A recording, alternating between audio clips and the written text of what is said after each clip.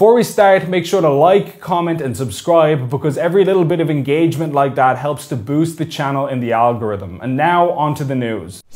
As the government continues to feel the pressure of its no-cap Ukrainian refugee policy, it's worth noting that during the last migrant crisis in 2015, Sinn Féin also said that Ireland should not put an upper limit on the number of refugees it accepts. This recommendation came from the party's 10-point plan on the refugee influx into Europe at the time, urging the government to take responsibility for the international crisis. The recent track record of this state in supporting and protecting asylum seekers is frankly shameful considering our unique history of emigration, the party said.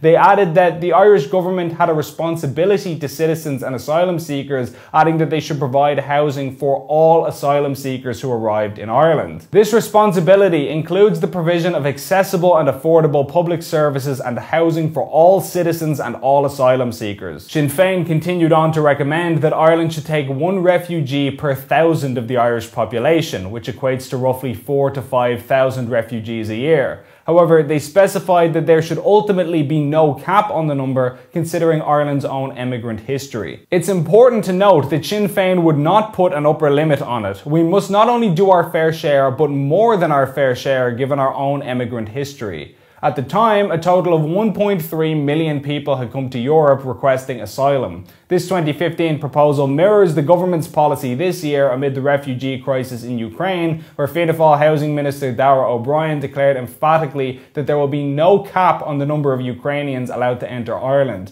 In March, Gript revealed that Ireland was planning to take twice as many Ukrainian refugees as France and the United States, despite those countries having populations and economies orders of magnitude larger than ours. According to Eurostat last week, Ireland is still taking more refugees per capita than most countries, even many neighbouring the war itself. Just a few months into the crisis, Ireland has officially run out of emergency accommodation for Ukrainian arrivals, with 4,300 people in need of new rooms as rental deals begin to run out. Refugees are already being kept in military camps such as the one in Gormanstown, and there is a suggestion that Ukrainians may even be housed in hospital accommodation for lack of alternatives. Despite the government policy, the most recent polling shows that the majority of Irish people still favour a cap on refugee numbers regardless of the crisis.